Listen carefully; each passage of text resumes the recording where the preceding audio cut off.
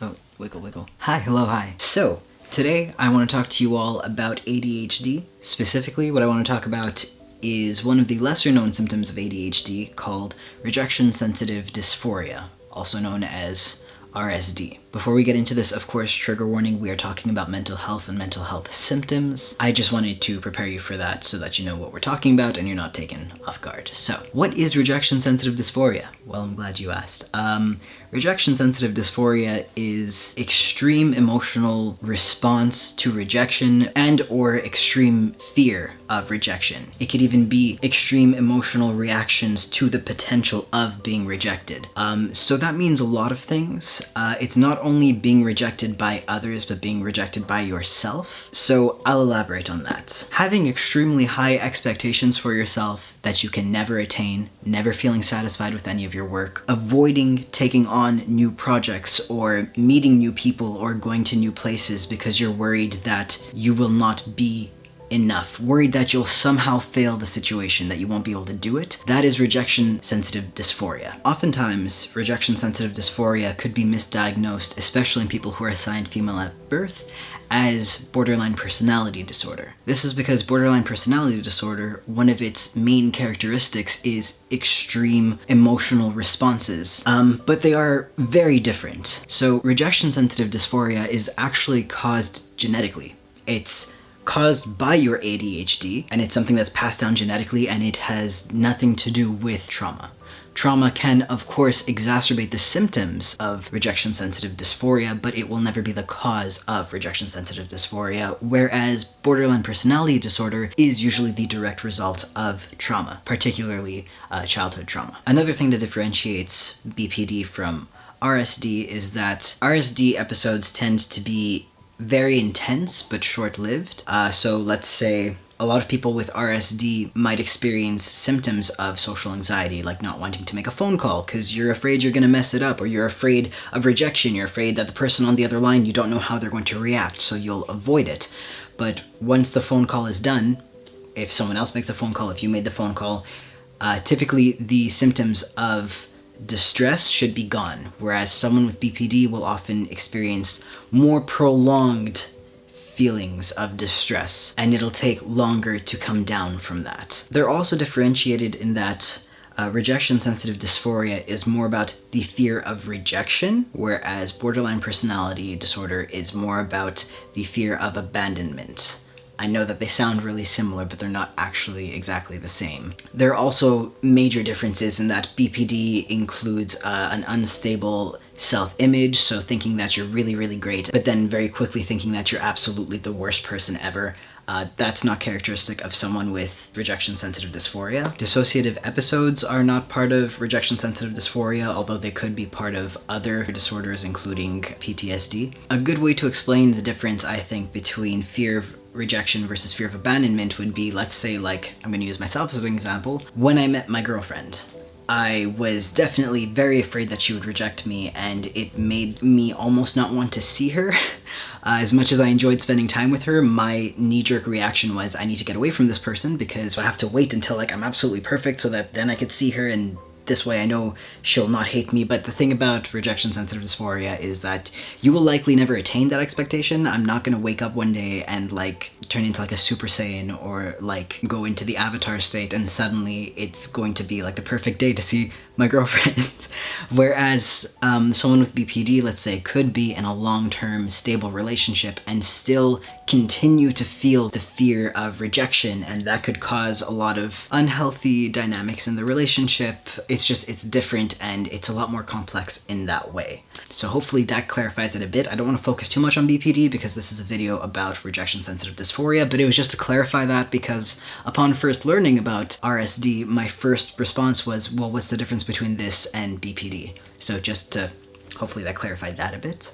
Why do people with ADHD have rejection-sensitive dysphoria? Like I said before, it's caused genetically. It's part of what was passed down to you, the same way that your ADHD is caused genetically. But to explain a little more, why is this a part of ADHD? Why does this happen? What does that have to do with ADHD? Well, part of ADHD, the reason we experience a lot of our symptoms is an overreaction in our nervous system. When you have ADHD, your nervous system overreacts to things in the outside world. This is also why a lot of people with ADHD will experience overstimulation, and why a lot of people with ADHD will benefit from having separate exam rooms, noise-canceling headphones. It's because of this overreaction of the nervous system. However, overstimulation is not something that is exclusively sensation related, if that makes sense. Your emotional response is also a response to outside stimulus. And so that same stress response that causes this overreaction to physical stimulation also causes an overreaction to emotional stimulation. And that's why people with ADHD usually have some degree of rejection-sensitive dysphoria. And rejection-sensitive dysphoria also plays into executive dysfunction. I had made a video about executive dysfunction, I believe. I'm going to leave the link in the description. But in short, executive dysfunction is the inability or immense difficulty in executing or seeing through tasks. This could range from doing homework, to just checking your mailbox, to taking out your trash, to just putting on your socks, like just executing any task.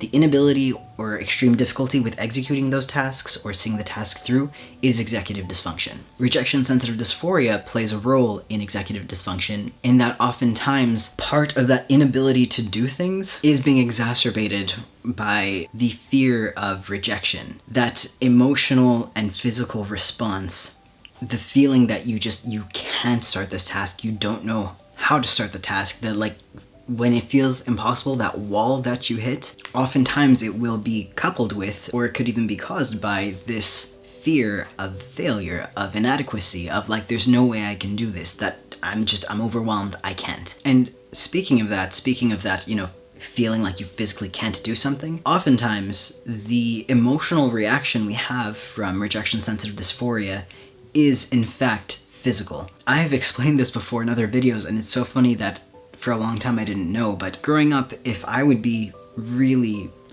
severely punished by a parent, like not just punished, but like put down and hurt by one of my parents, I used to feel a physical pain in my chest, and it would like radiate from my chest to my fingertips, and it ached. It actually physically hurt, and I don't know how to describe it to anyone, because I'm like, I know that that's a metaphor often used, like you're in so much pain that it feels like you're aching, but I'm like, no, like seriously, it felt like I got hit in the chest, or I got stabbed in the chest, and it was just like this pain that radiated all the way to my fingertips. It was just the strangest thing, and I don't think people realized how much I meant it when I said that like it was a physical pain, it hurt. Now I understand that that's rejection-sensitive dysphoria.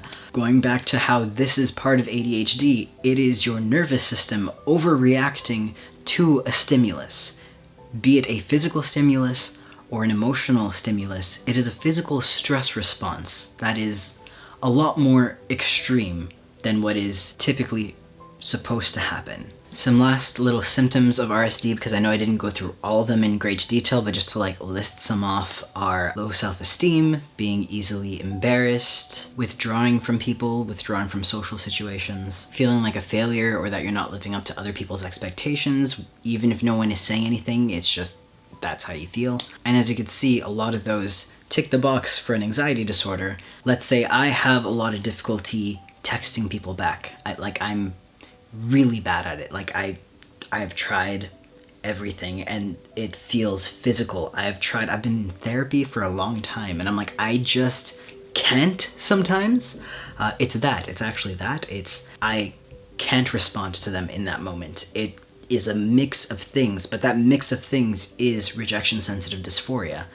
I'm trying to formulate a response. I'm having difficulty formulating a response, like reading what they wrote and then responding because of executive dysfunction. I worry that the things that I'm writing are not good enough, that I'm not giving the right amount of support or the right amount of response to my friend. I'm worried that they won't be satisfied with my responses to them. I'm worried that I won't be able to answer back after they receive the text and send me another text. It's this whole thing where I feel like I'm not good enough, and in that moment I just can't do it. I need lower stimulation. What helps me is usually like noise canceling headphones, not too much bright light, the same things I do when I feel physically overstimulated. I do those things when I feel emotionally overstimulated, and that'll usually help me work through it. So yeah, hopefully that made sense. I'm just here to let you know that that's a symptom of ADHD, particularly in people who are assigned female at birth, and it's often, like, really often misdiagnosed as borderline personality disorder. And I just think it's really important to differentiate the two because they are absolutely not the same thing. And so the course of treatment is not the same thing. I could talk more about this if you like, I just didn't want to make the video too long.